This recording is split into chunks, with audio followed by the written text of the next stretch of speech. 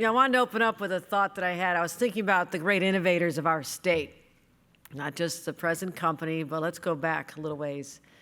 Thomas Edison. And what Thomas Edison said was when he tried to invent the light bulb, he believed in his idea. Many others did not. He said it was one of those, I've not failed. I've just found 10,000 ways that don't work. I'm sure that's something many of you feel you can relate to. Yes, many times it doesn't work. But then one time it does. And all of a sudden there's an energy and electricity around this idea that you, and perhaps you alone, or the people that you congregate with, innovate with, socialize with, have coffee with, the brilliant creative collisions that happen, and all of a sudden an idea is born. That's the power of innovation. And it's something that is absolutely in the DNA of New Yorkers, no doubt about it. Look at what we've done. And we are not far from one of the most innovative concepts known in the history of mankind and womankind just 200 years ago. The Erie Canal. The Erie Canal was conceived, you know this story? By a man sitting in prison. He went to debtor's prison because he couldn't get his crops to market. And while he was in jail, thinking about if only I could get my crops down to New York City, which is still a little village at the time, but is bigger than most. If I could do that, boy, wouldn't that be something? Maybe I wouldn't be sitting here in debtor's jail because I couldn't pay my debts. He wrote out his idea. He got it to a long time ago, crazy governor named DeWitt Clinton. I like crazy governors. The ones who are just not satisfied with the status quo, who have this sense of urgency about making a difference. He got the idea to DeWitt Clinton. DeWitt Clinton made it happen. And he was told by Thomas Jefferson when he was president and DeWitt Clinton was asking for federal money for this. He said, no, this guy's crazy up in New York. We're not going to do that. He did it by himself. And the world changed forever. The communities that we have upstate New York, connecting New York City, all out in my hometown of Buffalo, but also the ability to move commerce. Little New York City became a powerhouse because of an idea by someone who has just had a lot of time on his hands, solving a problem. That's what all of you do, hopefully not in the same environment, but that's the power of innovation in New York. And so much has flowed from that idea. And so many others. And my job is here to just continue to believe, as I do to my core, in New York exceptionalism. It's a little bit arrogant, but we're New Yorkers. We can get away with that, right? I believe in the exceptionalism of our talent, the people who are in New York, because what we are known for is being a place where people came from other places. I think it's that risk-taking gene that you have to have in you to leave your home country, whether it's you or 3 generations before, to leave the security of your home and come to a new country. There's something special about people who can do that. My own grandparents were teenagers, left enormous poverty in Ireland. They had nothing to stay for. They left very big families who couldn't support them anymore. They came here with nothing. Worked as migrant farm workers in the wheat fields of South Dakota, worked as domestic servants, finally found the promised land of making steel in Buffalo, and our lives changed forever. Everyone in this state has come from somewhere, and they have that risk-taking gene that's embedded in them from their family's history or their own, and that is why I believe there's no place on earth that is as innovative as people are in New York. I know that. That's a statement of fact. And so we have the talent, we have the ideas, we have the educational systems. I'm about to leave here to go speak to an AI symposium at SUNY Albany because I'm making investments and they're doing things with IBM and others, and the magic's happening all over this state. But it all starts with a small business. I don't think even the biggest tech companies started with tens of thousands of people, do you? There might be a couple of people in college, might be some friends, but ideas start small.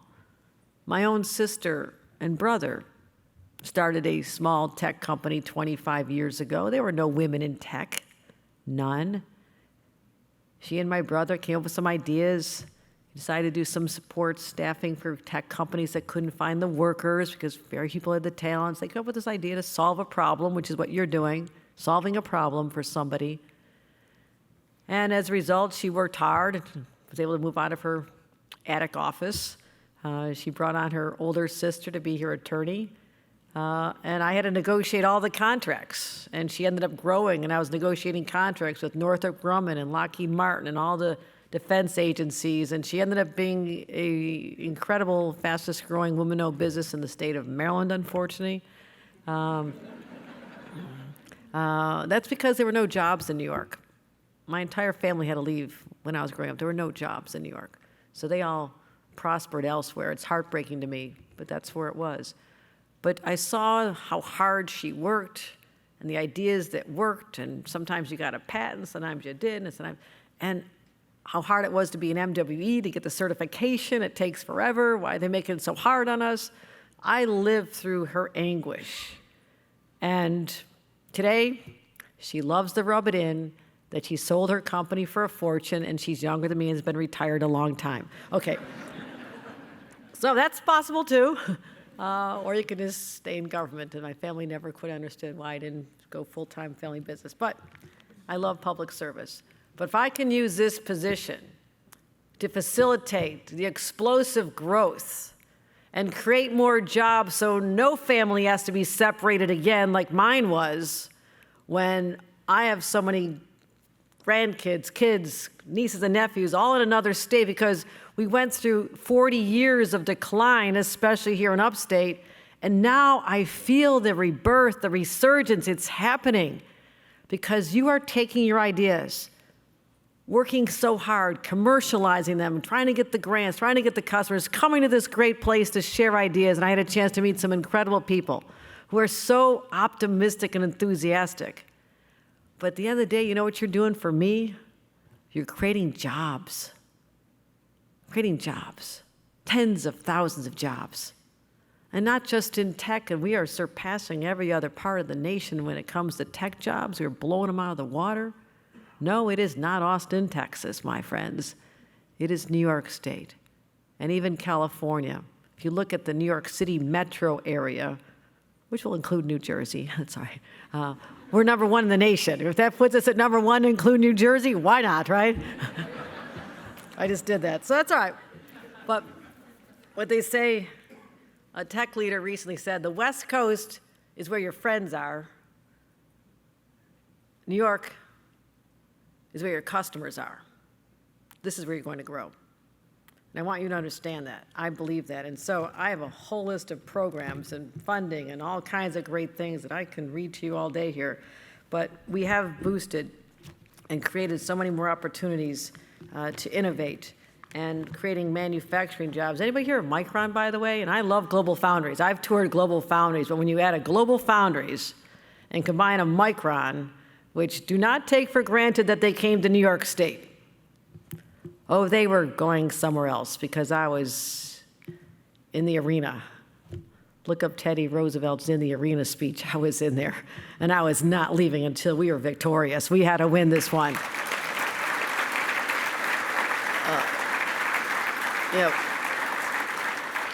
So what does 50,000 jobs do to the psychology of a community whose identity was so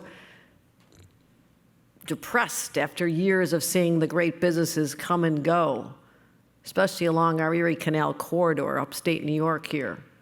50,000 jobs and all the supply chain. You wouldn't believe all the supply chain businesses I've been able to recruit now. I'm on the phone calling a company in London, 600 jobs going to Batavia. What do? They make heat pumps to supply Micron. Would they have come to Batavia before? Maybe, but probably not. That's the beauty of creating an ecosystem, and it's not all about semiconductors. But why not have that be the foundation? Because so much flows from that. And it makes me proud as an American, too, to have these innovations and these products commercialized and manufactured here in New York, because I don't want to be captive to foreign supply chains anymore. I don't want to have to tell Detroit or Buffalo, you can't manufacture cars because the chips are stuck on ships that have not been able to make it here from South Asia. No, those days are over. We'll make it right here in New York like we've always done. We can make anything here in New York. And I will pledge to you the full support of our government. This is what I love about this job, that I can help someone lift a hand and just let you know we support you and talk to all the different sources of funding and loans and all the projects we have, because I need you to succeed. You succeed, New York succeeds. It's that simple. So I thank you all for gathering here. Support all those entrepreneurs that are out there showing us how brilliant they are. It makes me so proud to be your governor. So let's make it here in New York. Thank you, everybody.